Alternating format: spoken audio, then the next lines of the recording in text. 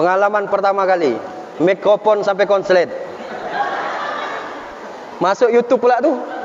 Aduh. 2 channel YouTube. Channel YouTube saya LJO Official Dakwah Islam. Silakan Bapak Ibu nanti nonton videonya. Subscribe jangan lupa. Kameramen saya bilang, Helmi, kalau ente ikut ana, ente tak dapat apa-apa. Tapi kalau ente nengok ana minum, ente minum. Kalau ente nengok ana makan, ente makan. Kalau ente nengok ana dapat amplop, ente tak ada. InsyaAllah amplop dia bukan di dunia tapi di akhiratnya Allah Subhanahu wa ta'ala. Karena beliau ni syiar Islam. Itu juga tu kamera. Media dari sini nampaknya ni. Kita doakan tim-tim media kita ini panjang umur. Amin. Murah rezekinya. Amin. Nambah bininya. Dah usahamin kan. Harus kita faham ilmu fikihnya. Ustaz, bagaimana cara berdiri Pak Ustaz? Kalau berdiri seorang laki-laki agak direnggangkan sekilan kira-kiranya. Kalau perempuan rapat boleh. Ustaz, kenapa laki-laki itu renggang? Kenapa juga perempuan itu rapat? Kalau laki-laki tak boleh rapat, karena kalau dia rapat terpencet. Assalamualaikum warahmatullahi taala wabarakatuh. Ibu-ibu udah ngantuk ke? Udah ngantuk? Jawab pun udah tak semangat dah. Lapar ke ngantuk ni? Dua-duanya Pak Ustaz.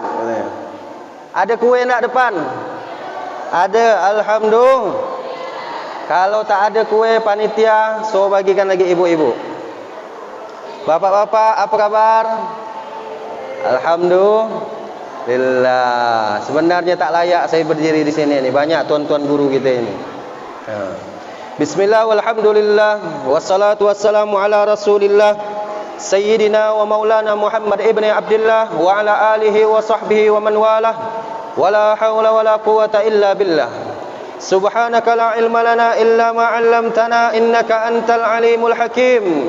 Rabbi syrah li sadri wa yassir li amri wahlul 'uqdatam min lisani yafqahu qawli. Pertama-tama yang sama-sama kita hormati dan kita muliakan yang baru saja berdiri di hadapan kita, yaitu Ustaz Abbas SAG selaku kades di sini. Kita doakan semoga beliau panjang umur, amin. Murah rezekinya, amin. 2 periode insya-Allah, amin. Pertahankan. Kalau ada pemimpin yang memegang teguh agama Islam, syariat agama dia kerjakan, senantiasa ke masjid, maka pertahankan kalau bisa seumur hidup. Amin. Tengok anak beliau.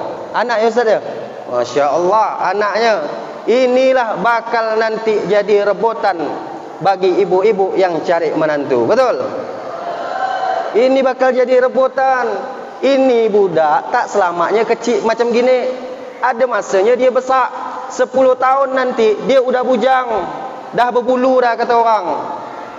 Udah nak berbini. Pasti ini ibu-ibu cari menantu. Kalau ibu-ibu, bapak-bapak cari menantu, saya promosikan pada hari ini. Carilah yang seperti ini.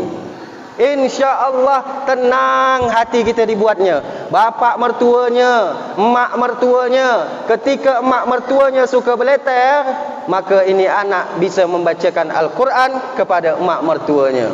Mak, kata dia, mak jangan beleter dulu, tolong berhenti sejenak, kami nak baca Al-Quran.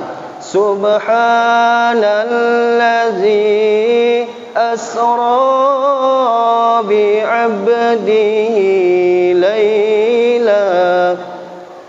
Tak ada yang nyaut Allah, kerana suara saya tak sebagus beliau. Jadi Pak Ustaz, kami udah bacakan Al-Quran Pak Ustaz, dengan mak mertua kami yang suka beleter, dengan bapak mertua kami yang suka beleter, tapi mulutnya tak berhenti Pak Ustaz, masih gak dia beleter Pak Ustaz. Ini saran saya, kalau surah Al-Isra tak mempan, bacakan mak mertua, bapak mertua yang suka beleter, bacakan dia ayat kursi. Mungkin jinnya yang beleter tu, bukan dianya, jinnya. Tapi insya-Allah Ibu-ibu di sini ni kalem-kalem semuanya mukanya. Masya Allah, cantik-cantik semuanya. Beruntunglah bapak-bapak ni mendapatkan ibu-ibu di Rasau Jaya ini. Cantik-cantik, tak suka beleter. Betul Pak? Tak ada nyaut Bu. Berarti memang ibu ni suka beleter Bu. Kalau bapak-bapak tak nyaut, berarti ibu-ibunya suka beleter. Bu, jangan suka beleterkan laki. Bahaya laki. Nanti dia pandai tak balik. Kalau tak balik dia tidur ke masjid, tak apa. Kalau dia tidur di tempat baru, bahaya. Sekarang ini ada yang lebih parah, lebih bahaya daripada corona. Siapa dia Pak Ustaz? Markona. Gincu dia lebih merah daripada gincu ibu. Bedak dia lebih tebal daripada bedak ibu. Celak dia lebih hitam daripada celak ibu. Kalah ibu-ibu dengan Markona. Hati-hati. Tapi insya-Allah Rasau ni tak ada. Bapak-bapaknya pun setia insya-Allah. InsyaAllah. Cukup satu ya Pak, isteri tu. Satu di Rasau, Ketapang satu, Jongkat satu. Satu ya judulnya. Alhamdulillah. Masih nyambung ibu-ibu? Masih semangat? Lapar? Ustadz si nyaman. Datang-datang langsung makan ikan bakar, ayam bakar. Kami nyiapkannya dari siang Pak Ustadz. Ayam bakar dengan ikan bakar tu. Ustadz datang selesai hatam. Ini kameramen saya ni. Kameramen saya bilang, Helmi, kalau ente ikut ana, ente tak dapat apa-apa. Tapi kalau ente nengok ana minum, ente minum. Kalau ente nengok ana makan, ente makan. Kalau ente nengok ana dapat amplop, ente tak ada. InsyaAllah amplop dia bukan di dunia tapi di akhiratnya Allah Subhanahu wa ta'ala. Karena beliau ni syiar Islam. Itu juga tu kamera. Media dari sini nampaknya ni. Kita doakan tim-tim media kita ini panjang umur. Amin. Murah rezekinya. Amin. Nambah bininya. Dah usah amin kan. Bapak Ibu yang dirahmati Allah Subhanahu wa ta'ala. Hari ini saya tengok alhamdulillah. Ibu-ibu ini Masya Allah dimuliakan pada saat ini. Biasanya saya ceramah tausiah, ibu-ibu disimpan di luar masjid. Tapi alhamdulillah pada hari ini ibu-ibu ini Masya Allah dimuliakan. Masuk beliau semua ini ke dalam masjid. Alhamdulillah. Pak, Bu, kalau saya tanya mulia perempuan atau mulia laki-laki? Mulia perempuan. Jangan ragu-ragu jawabnya. Mulia, kalau saya tanya mulia perempuan atau mulia laki-laki? Mulia perempuan. Udah mikir dah ibu-ibu ni. Ini nampak ujung tak kena ni Pak Ustaz. Mulia perempuan. Karena apa? Karena bukan saya yang mengatakan. Juga kalau tidak karena rahim-rahimnya perempuan, tidak mungkin ada seorang ustadz yang berdiri di tempat ini. Betul? Kalau tidak karena rahimnya perempuan, tidak membaca Al-Quran adik ini. Betul?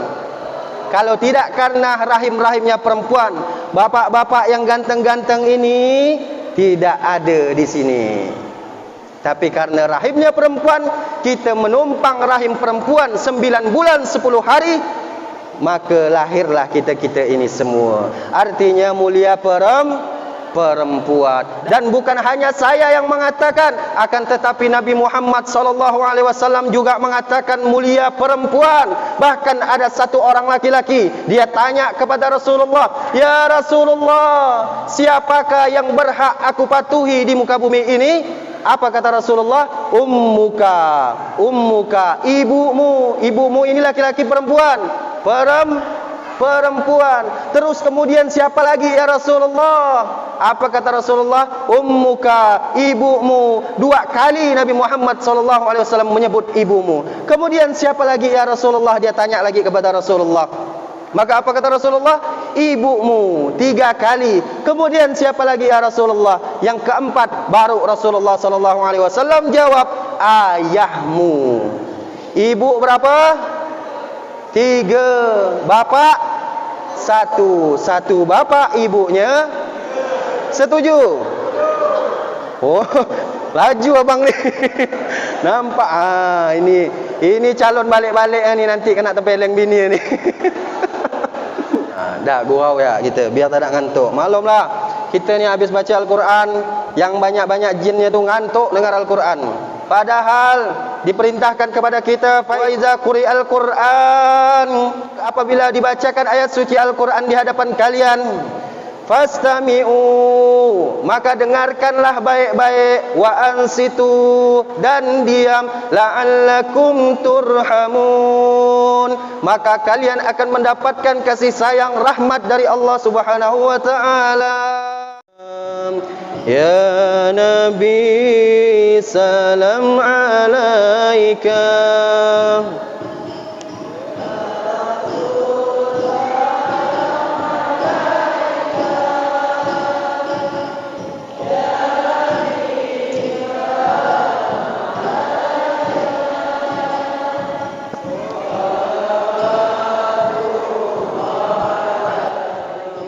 ibu-ibu masih nyambung? Masih, alhamdulillah. Bapak-bapaknya juga masih nyambung ya, alhamdulillah. Semoga kita yang hadir dalam majlis ini pada malam ini dipanjangkan umurnya oleh Allah Subhanahu wa taala, dimurahkan rezekinya oleh Allah Subhanahu wa taala. Yang belum umrah insyaallah diberangkatkan oleh Allah Subhanahu wa taala umrah ataupun haji, amin ya rabbal alamin. Hadirin Bapak Ibu yang dirahmati Allah Subhanahu wa taala, kita masuk ke pembahasan, yaitu acara kita pada malam ini, Isra wal Mi'raj. Isra artinya perjalanan di malam hari. Ibu-ibu, saya mau tanya, Isra apa? Perjalanan di malam hari. Pak, kalau ada isteri bapak lagi merajuk pergi keluar malam-malam hari ke tepi jalan, artinya isteri bapak lagi Isra. Isra artinya perjalanan di malam hari. Mi'raj artinya naik ke atas langit, tembus ke langit ketujuh, bertemu dengan Allah Subhanahu wa taala ke Sidratul Muntaha. Sidratul Muntaha, tempat yang mana tidak pernah ada satu makhluk pun di muka bumi ini sampai ke tempat tersebut. Hanya satu makhluk yang ada di muka bumi ini yang sampai berjumpa dengan Allah Subhanahu wa taala di Sidratul Muntaha, yaitu yang bernama Muhammad sallallahu alaihi wasallam. Allahumma salli ala Muhammad. Masya Allah. Nabi sallallahu alaihi wasallam katakan, man shalla alayya salatan, barang siapa yang bersalawat kepadaku satu kali, kata Nabi Muhammad, maka Allah akan bersalawat kepadanya 10 kali. Kita bersalawat satu kali, dibalas 10 kali. Yang kedua, hadis Nabi sallallahu alaihi wasallam, ma min ahadin, tidaklah seorang di antara kalian, yusallim alayya, dia bersalawat kepadaku, maka apa kata Rasulullah sallallahu alaihi wasallam, illa raddallahu alayya ruhi hatta arudda alaihi salam.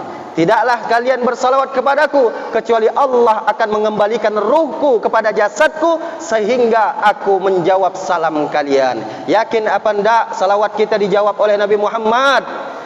InsyaAllah. Tadi sudah dibacakan ayat suci Al-Quran, dibacakan Subhanallazi asra bi'abdihi laylan.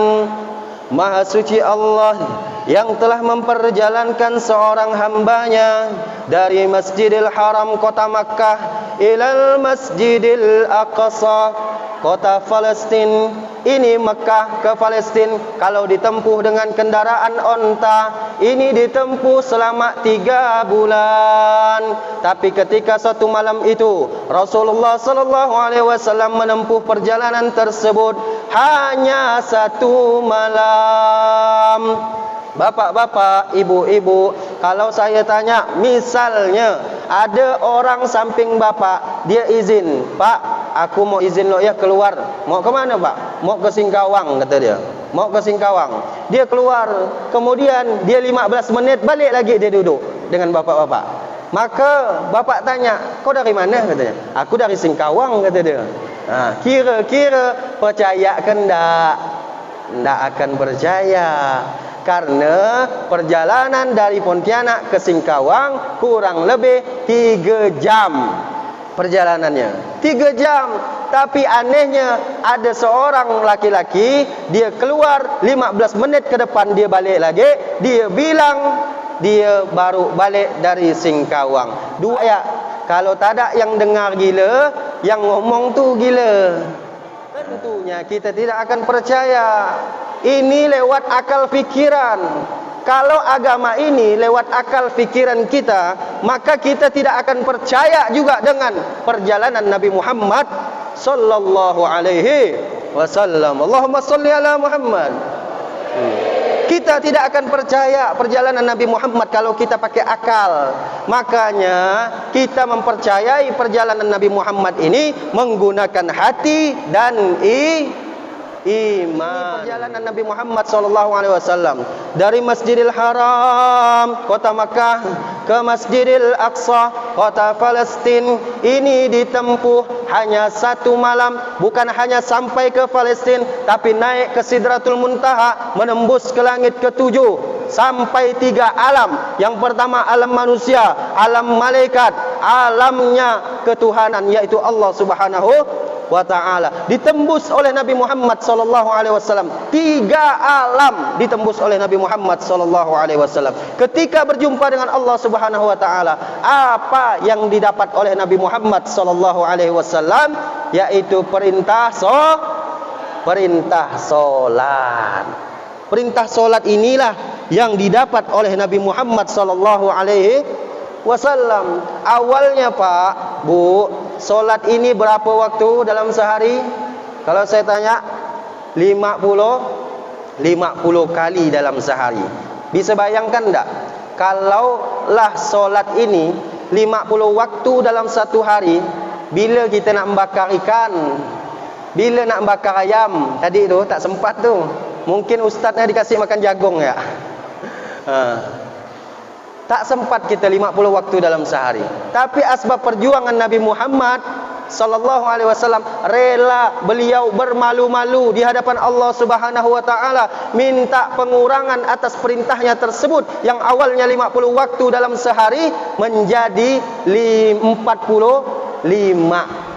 Singkat cerita, Nabi Muhammad turun kembali bertemu Nabi Musa alaihissalam. Nabi Musa katakan, "Wahai Muhammad, berapa engkau dapatkan perintah dari Allah Subhanahu wa taala?"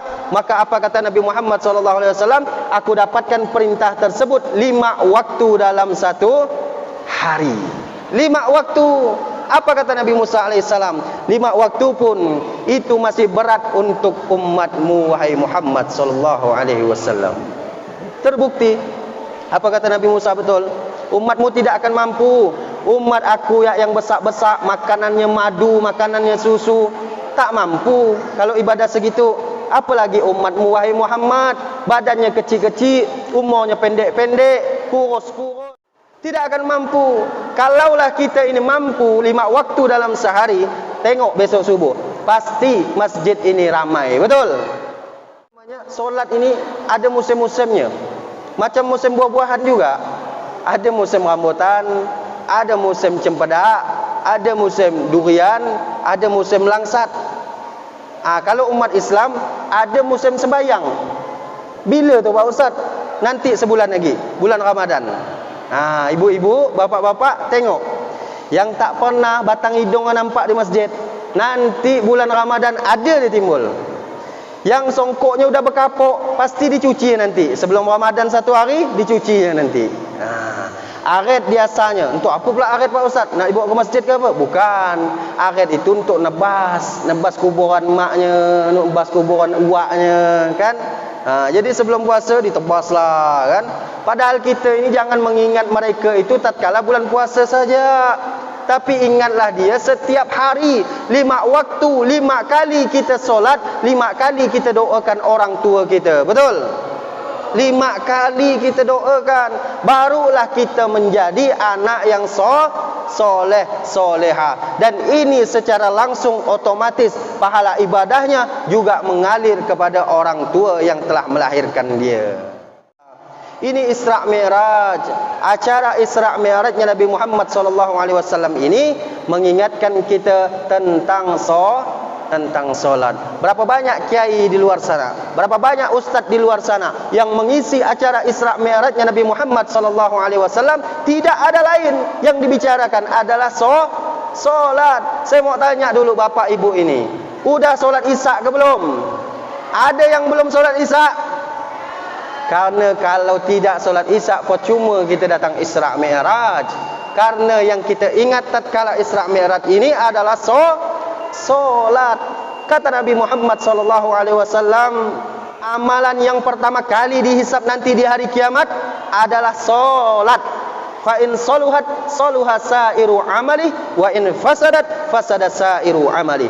Bila baik diterima solatnya, baik seluruh amalnya. Tapi apabila buruk diterima solatnya, maka buruklah seluruh amalnya. Ada orang dia banyak duit, kaya dia,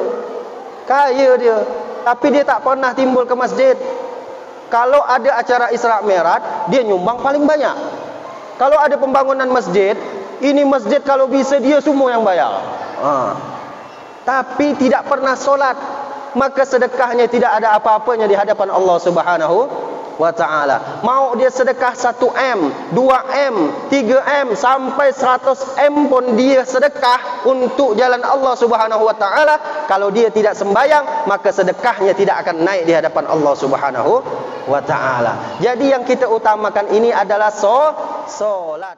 Ya Imam Rusli ya sanadi, anta babullahi mu'tamadi, fabidun ya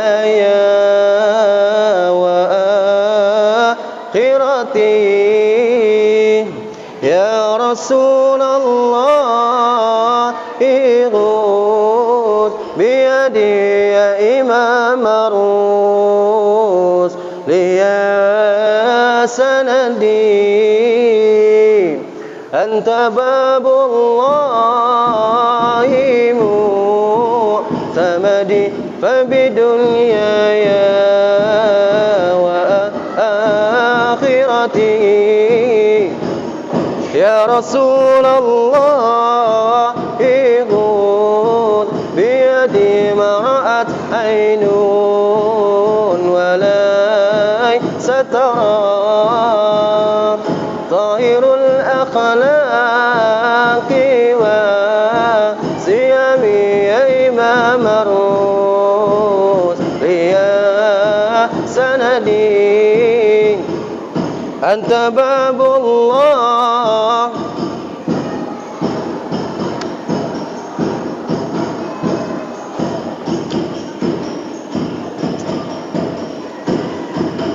Ya Rasulullah ihul biyadi busyra lana anillal muna zalal ana wa falhana waddahru anjaz wa'dahu wal bishru adhamu lana busyra lana lillal muna zalal ana wa fal ana. Ibu-ibu lanjut. Udah 1 jam belum? Hah? Udah? 15 menit lagi. Bapak-bapak udah ngantuk, Pak? Kopi masih ada nak tu? Ada tak kopi? Saya banyak minuman, Pak, atas meja ni. Ada kopi, ada teh. Cuman segan pula rasa nak minum ah. Oh iya ke? Tak apa. InsyaAllah. Tak apa, hantam ya Pak Ustaz kata. Cuman sampai subuh Ustaz ceramah kata. Bapak-bapak mampu, saya telah. Bapak Ibu yang dirahmati Allah Subhanahu wa taala. Balik lagi kita kepada cerita solat. Isra Mi'raj ini tidak ada lain. Yang kita ingat itu adalah solat. Solat. Bagaimana solat ini kita terapkan di dalam kehidupan kita sehari-hari? Masuk kita ke dalam masjid, melaksanakan solat 5 waktu. Siapapun dia yang ada di luar sana, mau pangkatnya jenderal sekalipun, kopral, masuk dia ke dalam masjid, sama buka sepatu, buka sendal. Kepalanya sama ketika sujud, sama-sama ke bawah. Jangan mentang-mentang jenderal sujudnya di dinding. Tak bisa. Walaupun dia berpangkat tinggi, jabatannya tinggi, uangnya banyak, rumahnya besar, ketika dia masuk masjid, sama kita di mata Allah Subhanahu wa taala sebagai hambanya Allah Subhanahu wa taala. Sama-sama sujud kita. Makanya di dalam masjid ini, Pak, Bu, jangan lagi kita berselisih.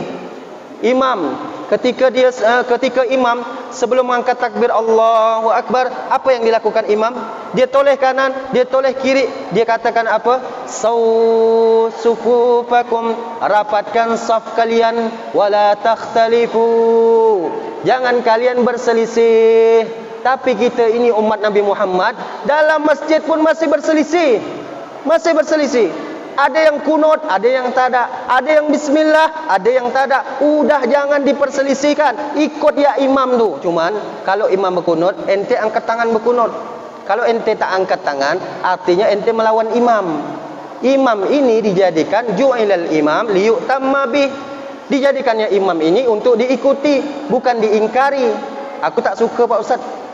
Ustaz Abbas tu dia berkunut. Aku ni tak ada, kata dia. Allahumma hdina fi man hadait. Ndak, kata dia. Ini tak boleh, jangan kita berselisih. Wa afina fi man afait. Ente seorang ya Ustaz Abbas, kata dia. Tak mau dia berkunut. Tak bisa seperti ini, batal solatnya. Di dalam masjid inilah belajar kita mempersatukan hati kita, mempersatukan umat Islam. Kalau udah umat Islam bersatu di dalam masjid, maka tidak ada orang-orang di luar sana, musuh-musuh Islam di luar sana yang akan bisa menumbangkan Islam. Tak akan bisa kalau kita ini bersatu. Tapi kita lihat pada saat ini, umat Islam sendiri mereka berselisih faham. Jangan berselisih ketika salat at-tahiyatul mubarakatus salawatut thayyibatu lillah. Ada telunjuk orang bergerak-gerak begini. Ada pula yang diputar-putarnya begini. Ente jangan fokus ke telunjuk orang. Fokus ya ke telunjuk ente. Karena yang dianjurkan di dalam kitab fikih, mata kita tertuju ke ujung telunjuk kita, bukan telunjuk orang. Jangan pula mentang-mentang kawan sebelah tu pakai batu cincin cantik, diperhatikan batu cincin tu. Cantik tu kecubung apa ni kata. Jangan begitu. Perhatikan telunjuk kita. Akhirnya selesai solat. Assalamualaikum warahmatullahi. Assalamualaikum warahmatullahi. Yang satu mengusap tangannya, telapak tangannya ke muka. Lalu yang telunjuk bergerak tadi, dia tanya, kau ngapa ngusap tangan kau ke muka? Tak ada ajaran Nabi, bid'ah kau ni, kata.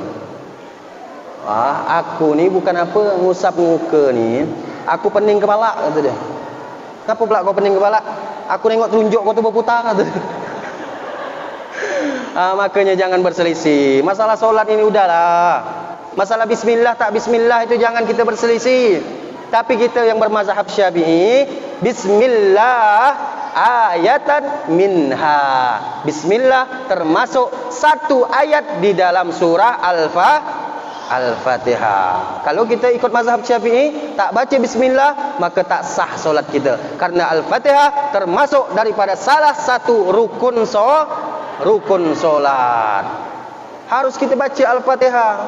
Salah-salah ya Al-Fatihahnya bisa tak sah solat kita. Makanya imam ini ada syaratnya. Yang pertama apa? Syaratnya yang fasih. Yang kedua yang ahli fikih. Nah, ini yang harus kita ketahui. Ada dia fasih baca Al-Quran, tapi dia tidak faham fikih. Mentang-mentang suara dia bagus, dia baca solat maghrib, ghairil maghdubi alaihim waladdallin.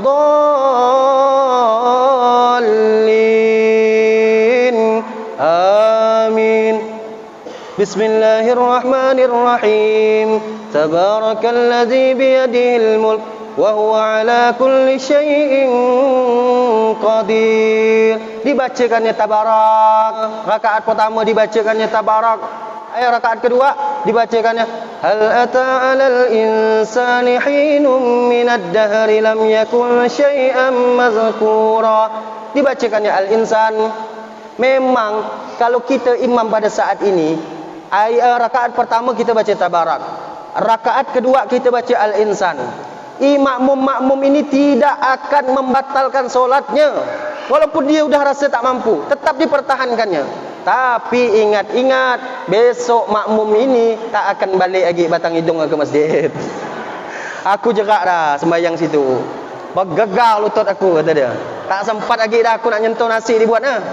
Begitu dia selesai salam, azan isyak sambung, kata dia. Akhirnya macam inilah.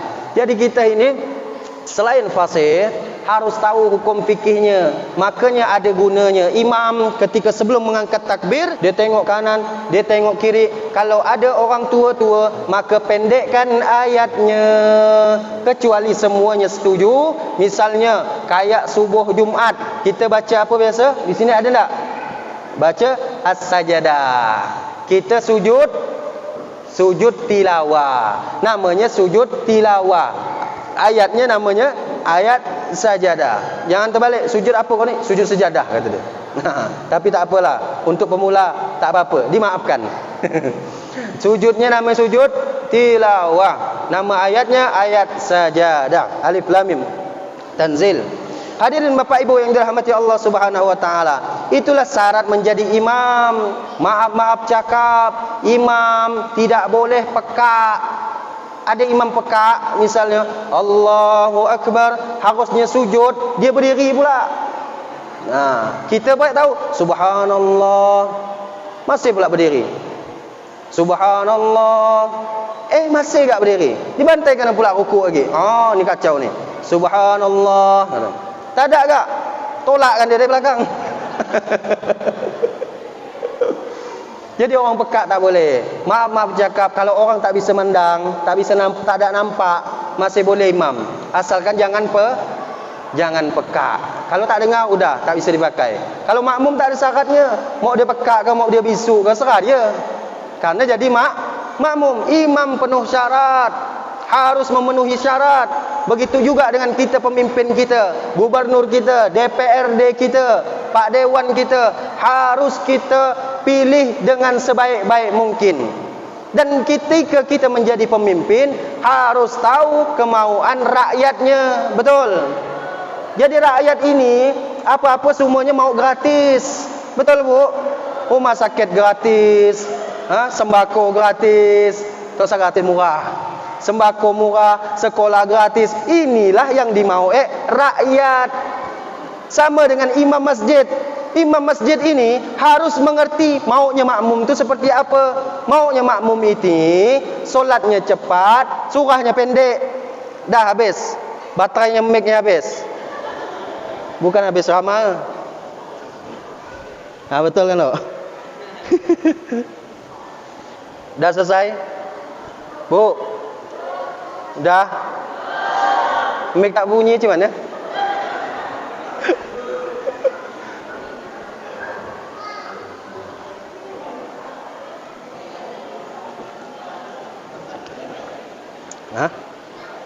Apa ni? Habis baterai? Konslet? Masya Allah. Bismillah. Tak ada ni, tak ada suara ni. Pengalaman pertama kali, mikrofon sampai konslet. Masuk YouTube pula tu. Aduh. 2 channel YouTube. Channel YouTube saya LJO Official Dakwah Islam. Silakan Bapak Ibu nanti nonton videonya. Subscribe jangan lupa. Promosi Pak Ustaz. Sikit-sikit ya. Berjual tak boleh, berdagang tak boleh. Dan masjid tak boleh berdagang. Ada pula orang masuk masjid bawa siwak, bawa minyak wangi. Assalamualaikum, waalaikumsalam. Ente ni dari mana? Ana ni dari berjualan. Tengok apa yang ente bawa ni. Ana bawa minyak wangi. Belilah. Nabi doakan bangkrut. Jangan berdagang dalam masjid. Ibu-ibu yang ngumpul-ngumpul ni, Jangan pula berdagang-dagang emas. Aku nengok cantik cincin kau tu ya. Mana kau beli katanya. Kalau kau nak bayar, bayarlah. Lebih kan ya 20,000 kata. Macam mana cerita kita ni? Mik tak ada ni. Bismillah. Bismillah. Bismillah. Ibu-ibu dengar tak belakang? Belakang dengar tak? Berarti tak dengar. Tak nyaut. Tak ada sampai ke belakang. Bu. Bu. Dengar tak? Oh, setengah ya. Setengah.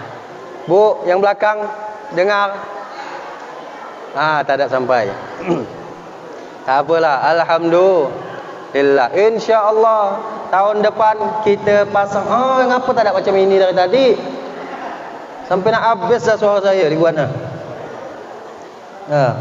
Bismillah. Sallu ala Nabi Muhammad. Salatullah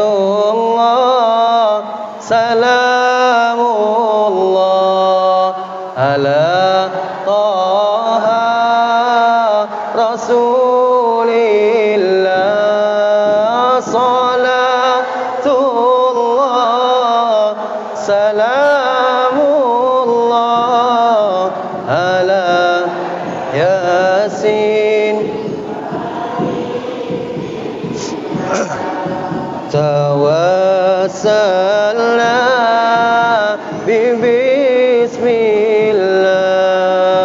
wa bil hadi rasulillah wa kulli mujahidin lillah bi ahlil bariyah. Lanjut bu. Lanjut. Masih semangat nampaknya ni. Tak ada ngantuk. Alhamdulillah. Besok subuh harus turun ya bu. Subuh-subuh macam ini. Insya Allah. Pak Ketua Masjid, kalau mau besok subuh turun semuanya, mau nak saya kasih tipsnya. Siapkan duit 1 juta.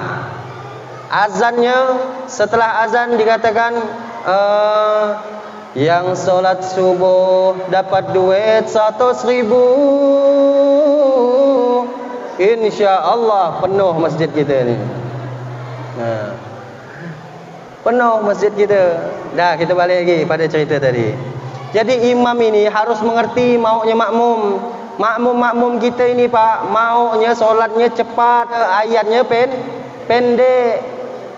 Misalnya kayak tarawih nanti bulan Ramadan, kan macam-macam masjid, beda-beda imam, ada yang panjang, ada yang pendek, macam-macam. Maka makmum ini harus kita fahami. Kita yang memahami makmum, bukan makmum yang memahami kita. Karena makmum ini banyak yang awam, tak faham. Kalau imam insya-Allah sudah faham. Makanya kita yang belajar memahami makmum, apa mau makmum, bagaimana kriteria makmum. Makmum ini mau solatnya cepat, ayatnya pendek. Alhaqumut takasur sampai surah An-Nas. Alif Lam Mim tak boleh. Tak boleh. Tapi kalau udah sepakat semuanya, Pak, ibu-ibu, bapak-bapak, nanti kita di bulan Ramadan akan tarawih 1 juz 1 malam. Setuju? Tak ada Pak Ustaz. Mohon maaf. Imannya belum sampai Pak Ustaz. 1 juz. Kalau di Temboro udah ada. Temboro itu udah ada. 1 juz 1 malam. Gila kak, kata ibu-ibu ni, Pak Ustaz Taufik ni, pernah tak nak nyuruh kami ni 1 juz? Senyap semuanya. Ibu-ibu mau 1 juz? Tak. Luar biasa. Kalaulah diterapkan di sini, hari pertama bapak kincah 1 juz, besok bapak sendiri ya sembahyang. Yang tu aku dah solat di rumah ya aku. Tak mampu ngikut Pak Ustaz Abbas tu, kata dia. Mentang-mentang dia hafal Quran, diberi yang 1 juz. Maka kita harus ngerti. Yang kedua, syarat jadi imam ini harus tahu ilmu fikihnya, harus faham ilmu fikih. Ustaz, bagaimana cara bersedekap? Langsung dijawab, bersedekap. Wa wada'ul yamin 'ala shimal, meletakkan telapak tangan kanan ke atas telapak tangan kiri. Langsung dijawab, di mana posisinya Pak Ustaz? Di atas pusar, di bawah dada. Itu untuk kita mazhab Imam Syafi'i. Harus kita faham ilmu fikihnya. Ustaz, bagaimana cara berdiri Pak Ustaz? Kalau berdiri seorang laki-laki agak direnggangkan sekilan kira-kiranya. Kalau perempuan rapat boleh. Ustaz, kenapa laki-laki itu renggang? Kenapa juga perempuan itu rapat? Kalau laki-laki tak boleh rapat, karena kalau dia rapat terpencet. Apa terpencet Pak Ustaz? Tanyalah laki ibu. Jadi itulah harus kita fahami ilmu fikih itu seperti apa, bagaimana cara istinja, bagaimana cara wudu. Karena miftahul jannah as-shalah wa miftahus shalah at-tuhur. Kunci surga adalah solat, sedangkan kunci solat adalah bersuci. Bagaimana kita ingin menunaikan solat sedangkan kita tidak tahu bersuci? Maka kita harus belajar. Ada Ustaz Abbas bikin kajian, misalnya setiap malam Selasa, malam Rabu atau malam Jumaat, bikin kajian fikih khusus untuk tanya jawab. Tanya jawab masalah fikih. Jangan sampai kita ini buat tahu main basuh ya, basuh muka, basuh muka, basuh muka, tak tahu batasannya apa. Maka kita belajar. Tangan basuh gini. Dah, basuh dah selesai. Kaki main sepak-sepak ya air tu. Dah, habis tu masuk masjid, Allahu Akbar. Jadi imam pula tu. Ya, barulah komplain orang. Ustaz, kami punya imam di masjid itu, dia wuduk tak betul Pak Ustaz nampaknya. Macam mana dia wuduk? Air tu main disepak-sepak ni air tu. Tak kena, tak sampai ke mata kaki Pak Ustaz. Macam mana? Mufarrakah. Kalau dia ngotot jadi imam Pak Ustaz, angkat dia ramai-ramai, campakkan dia ke sungai. Gitu ya caranya. Kalau dia ngotot sekali menjadi imam, udahlah tak tahu, sok tahu. Kita ni Pak, Bu, kalau tak tahu jangan buat tahu, nanya lebih bagus. Ustaz, bagaimana caranya berwudu? Bagaimana caranya solat Pak Ustaz? Apa itu rukun-rukun solat Pak Ustaz? Apa sunnah-sunnah solat Pak Ustaz? Harus kita ketahui solat kita supaya solat kita ini tampak sempurna. Kemarin saya waktu singgah solat sini, saya kemarin belum ada seminggu, saya singgah solat sini maghrib. Cuman bapak-bapak belum kenal dengan saya. Makanya biasa ya, tak macam hari ini. Hari ini saya disambut dengan luar biasa. Dari depan sampai sini, saya disalam-salam. Begitu saya singgah solat maghrib kemarin, orang nengok biasa ya. Biasa ya saya solat sini ya. Begitu saya keluar, ada nenek-nenek nyari sendal. Ingat saya, tak tahu ada tak ibu tu di sini. Dia nyari sendal ya Pak. Nyari apa nek? Jadi ada budak kecil mijak. Budak kecil, tuan nek kata saya bilang. Oh, inilah kata, maka nenek ni pakai sendal buruk kata. Biasa hilang di masjid ni katanya. Ya Allah, di masjid pada hilang sendal. Siapa yang curi? Bukan orang kafir, orang Islam. Yang mabuk depan gang orang Islam. Yang memperkosa orang Islam. Siapa yang nak disalahkan seperti ini? Kita yang faham. Kita yang faham ilmu agama, kita yang senantiasa ke masjid, kita yang bolak-balik ke majlis taklim.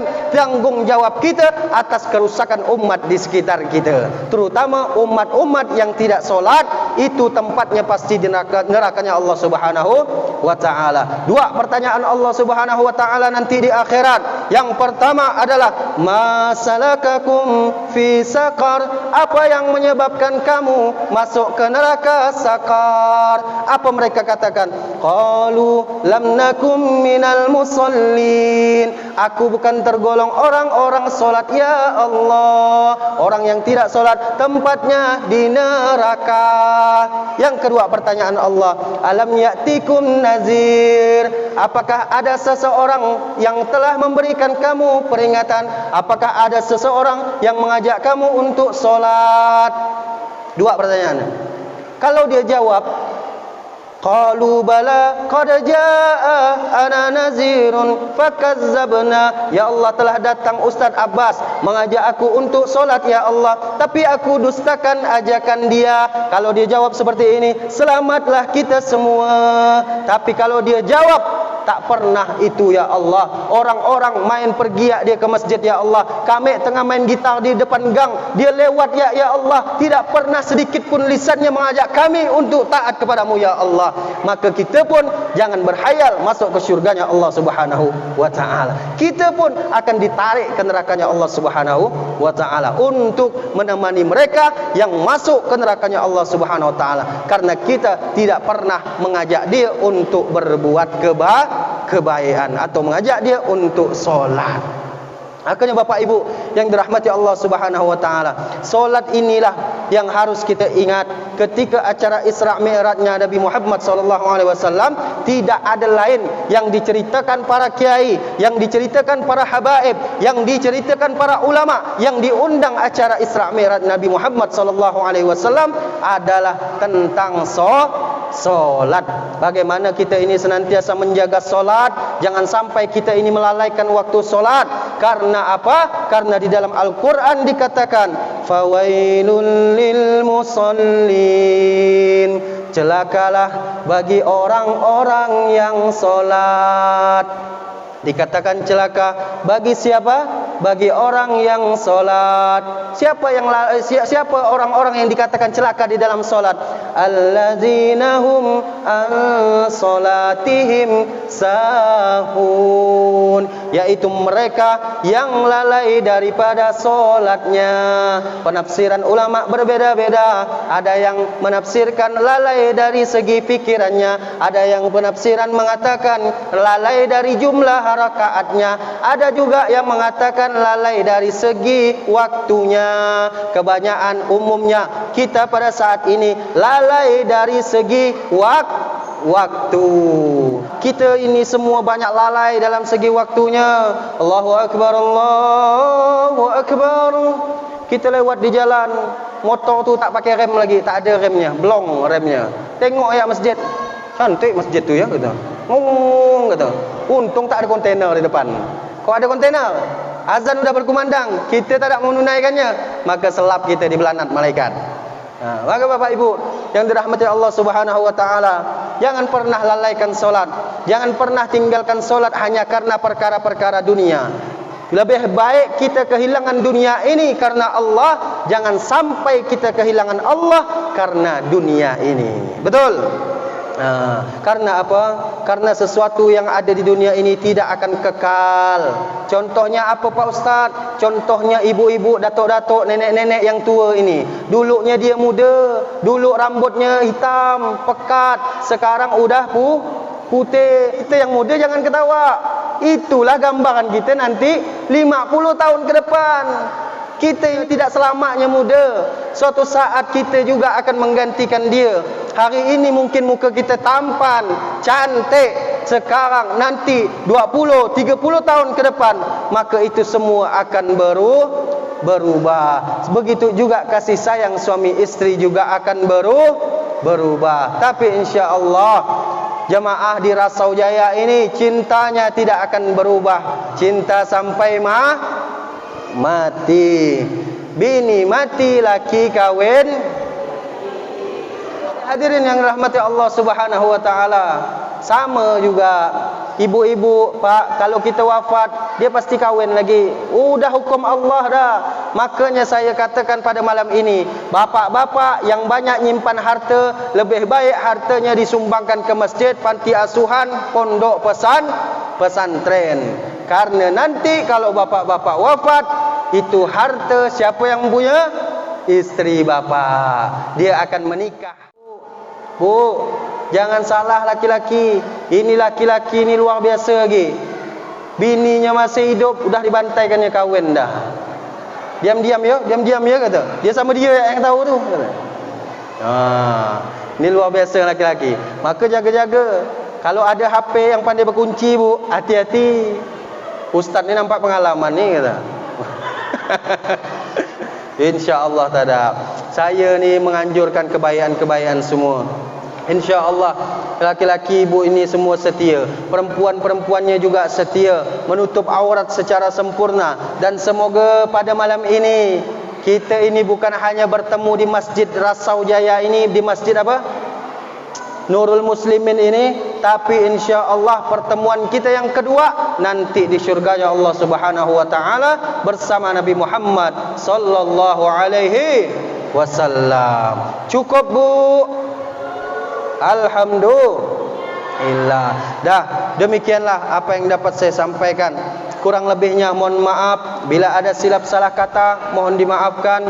Wabillahi taufiq wal hidayah wal ridha wal inayah. Summa assalamualaikum warahmatullahi wabarakatuh.